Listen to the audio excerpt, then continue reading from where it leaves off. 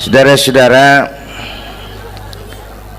sekarang ini banyak orang bisa memberi contoh, tapi sedikit orang bisa menjadi contoh.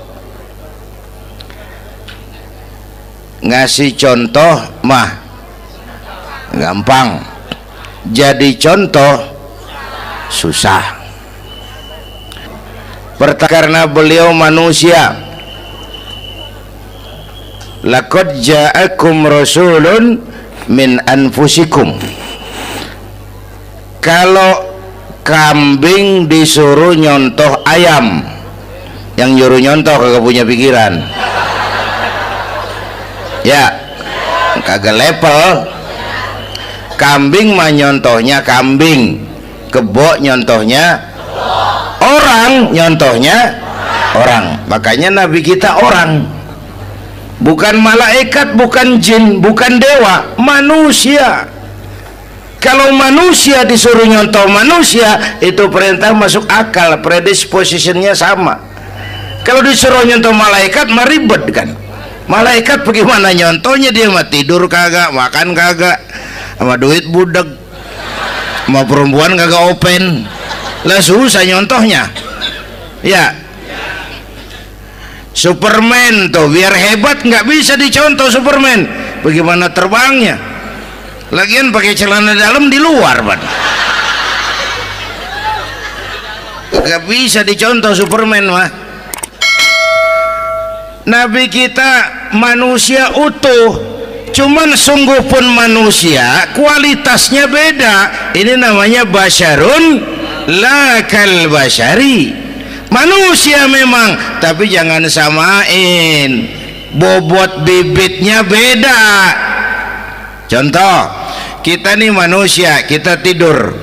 Nabi kita manusia, beliau tidur.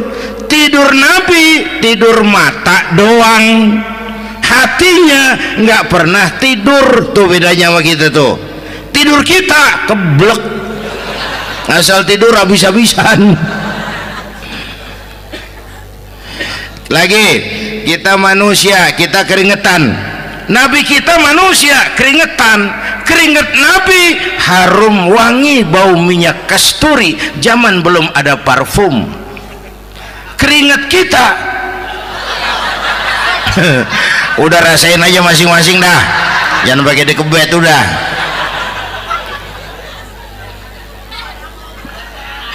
Contoh lagi, kita nih manusia nih, kita beludah nggak? Nabi kita manusia, beliau juga beludah. Ludah Nabi obat, ludah Nabi. Itu kan waktu mau hijrah kan sama Sayyidina Abu Bakar, sampai di Goa Sur, Sayyidina Abu Bakar bilang, saya turun duluan ke goa ya Rasul. Ngapain? Bersihin goa, takut ada binatang berbisa. Silakan turun. Sayyidina Abu Bakar bersihin goa, bener tuh, tangannya digigit kalajengking, sakit, ngebet, bengkak. Kalajengking Arab ya, emang di Arab kejadiannya. Heran nyaut aja bener. Ditahan aja, udah aman ya Rasul, silakan turun. Lama-lama dalam goa berduaan kelihatan juga Sayyidina Abu Bakar mukanya pucat. Nabi tanya, mabalu kayak Abu Bakar? Abu Bakar kenapa? Nggak apa-apa. Berat meninggalkan Mekah? Enggak. Malas hijrah ke Madinah? Enggak. Takut diubur-ubur Quraisy? Orang kata enggak, itu mah enggak. Lah kenapa muka kamu pucat? Tangan digigit kalajengking. Ngapa nggak ngomong dari tadi? Saya nggak mau nyusahin Tuhan ya Rasul, biar saya tahan, asal jangan nyusahin Tuhan. Jangan begitu kau. Sini tanganmu, diambil sama baginda Nabi. Bismillahirrahmanirrahim. Cuh, diludahin, ringkes, sembuh saat itu juga. Ludah Nabi. Pengen tahu kita yang ludahin, bengkak campur koreng.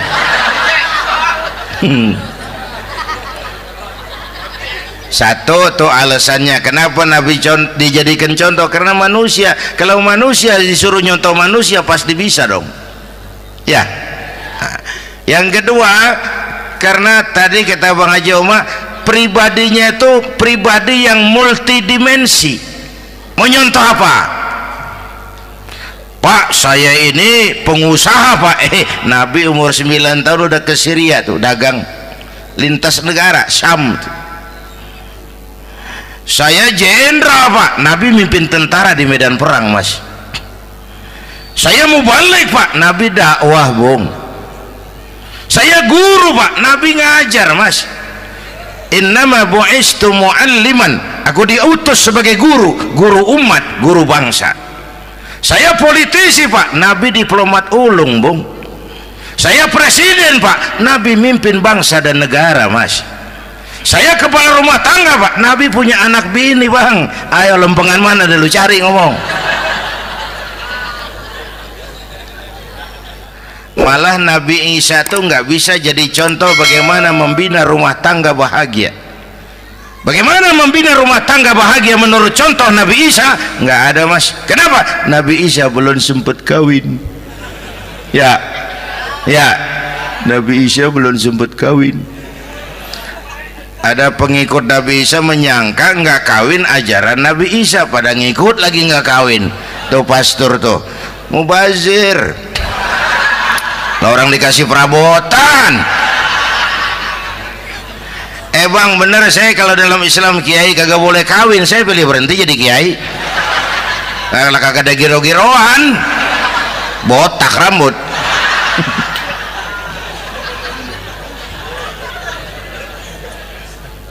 Makanya Bang Haji Oma cerita poligami saya girang banget tadi. Bukan yang ngomong ahlinya soalnya.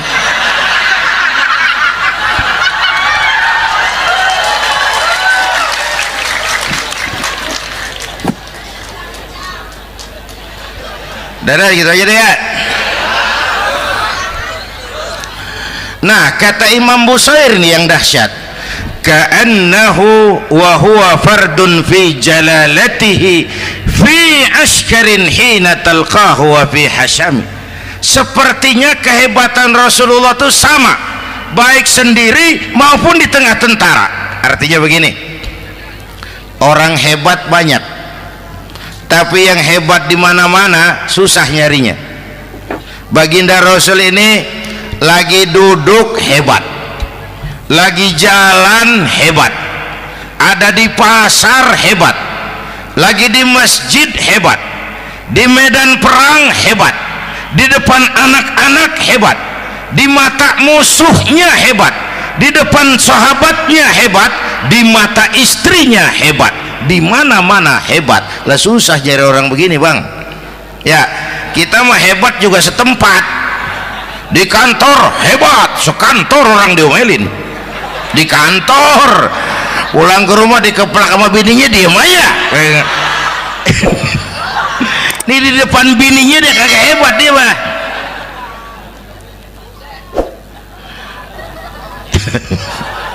Oke, lalu kalau begitu soalnya apa yang mau kita contoh? Saya sampaikan 3 aja. Pertama, Nabi kita ini tokoh yang sejak kecil udah ditempa kesusahan. Bu, tadi kata Bang Haji, Islam mengangkat derajat kaum perempuan karena perempuan banyak melahirkan orang besar. Lihat Sayyidah Aminah, ibunda baginda Nabi, melahirkan anak pertama tanpa didampingi suami. Meninggal suaminya, sedih hatinya, remuk perasaannya, tapi tegar jiwanya. Dilahirkannya bayi bernama Muhammad, diasuhnya penuh kasih sayang, diantarnya menjadi orang besar dan memang dibesarkan oleh Allah. Itu contoh tuh Bu. Bilangin anak-anak tong, bocah Nabi ngangon kambing tong, sekolah tong, jadi orang gede. Baba lu tibang tamat SD, lu sarjana lu. Baba lu cuman jadi RT, lu jadi camat lu. Biarin malu baba lu, pala jadi kaki, kaki jadi pala, asal lu terus sekolah. Bu, anak sekolahin, gelang doang digedein lu.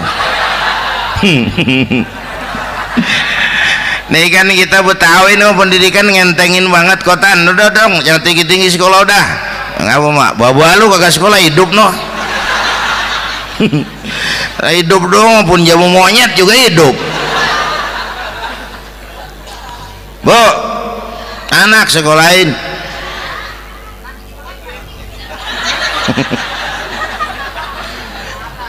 Mahatma Gandhi, kecilnya begeng, ceking, cacingan, leatim. Emaknya tuh, Gandhi sekolah nak, Gandhi belajar nak, Gandhi jadi orang besar nak. Kalau perlu belajar ke Inggris, biar Inggris menjajah kita. Gak apa-apa kau sekolah ke Inggris, tapi jangan jadi Inggris nak. Jangan pacaran sama bule, jangan sentuh minuman keras. Gandhi jadi orang besar. Mahatma Gandhi tumbuh karena dorongan emak. Mak, udah yatim. James Watt, Kang Bandrek. Emaknya tuh yang dorong tuh jadi orang besar. Belum lagi perempuan yang jadi besar. Di Indonesia ada Kartini, di Jawa Tengah ada Dewi Sartika, di Jawa Barat Dewi Sartika, di Bengkulu ada Fatmawati Soekarno, sang penjahit bendera merah putih. Di Aceh muncul Laksamana Malahayati, disusul kemudian oleh Cut Nyadin, baru kemudian muncul Cut Koko, Cut Meme, Cut, ya udah tak cut lain dah.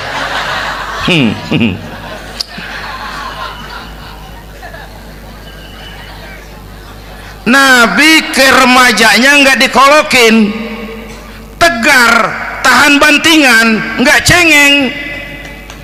Begini bang, kalau bahasa kita nih, bahasa Betawi nih, orang mah bang kalau udah biasa susah ketemu susah nggak kaget udah. Ya kita Betawi kan masuk sudah nukangin. Susah mulu. Saya santri nih biasa makan kangkung, datang ke rumah temen dikasih kangkung, makanan gue ini mat, dikasih daging ayam lah nambah, emang apa? Orang mah kalau biasa susah enak nggak kagetan. Saya santri biasa tidur di masjid, disuruh nginep di hotel lah pules nggak? Tapi yang biasa tidur di hotel suruh nginep di masjid encok. Makanya kemarin tuh waktu menteri-menteri baru dilantik tuh saya ngarepin tuh, mudah-mudahan nih menteri ini begitu dilantik bacaannya nawaitu sauma ghadin. Lu pada niat puasa dulu dah, entaran. Puasa kan bukan kagak boleh, nunda doang, nunda puasa mah. Tempe boleh maghrib, tahu boleh maghrib, air kelapa boleh maghrib. Lu menteri pada mau naik mobil mewah boleh, ntar kalau ekonomi udah mendingan, rakyat udah pada legaan napasnya. Ya sebab apa? Itu duit buat mobil para menteri kan duit negara kan duit rakyat. Duit rakyat kan duit gue juga, itu ada di situ. Gue bayar pajak. Sayangnya kebanyakan pejabat kita asal dilantik aja bacaannya Allahumma lakasumtu, niat buka puasa. Orang buka puasa kan kemaruk apa jadi gares ya.